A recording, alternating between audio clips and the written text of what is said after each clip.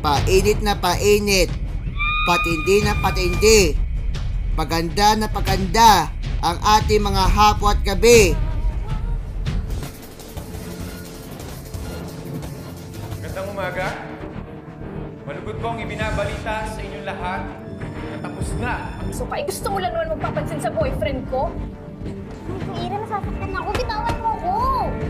Well, this is your last warning. Isang beses pagpagpapak... Baka ano pa mangyari? Ano? Gusto mo ako na magsabi? Para saan? Para magkaroon ako ng utang na loob sa'yo. Ingat ka.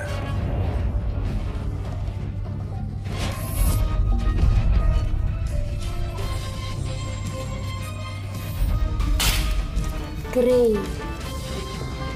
Grace? Grace. Yun. Tita Grace, pwede po bang yun na lang po tawag namin sa'yo? Okay. Grabe to, iwan talaga ako. Based sa resulta ng ultrasound scan, Jordan! Pagpapatulong sa mga kabaliwan sa Jimmy Tart of Asia.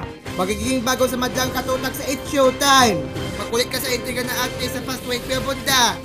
Ugaliin, alam ka sa survey na maiwasan ng mali sa Family Feud.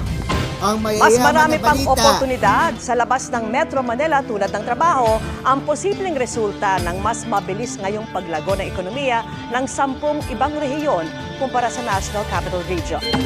Magiging mapanganib pa rin ang init sa ilang lugar ngayong weekend. Batayan sa 2-day heat index forecast ng Pag-asa. Posibleng umabot sa 48 degrees Celsius ang heat index. Wala na papanapasin sa hapot gabi sa ating Jimmy After Prime at Jimmy Prime!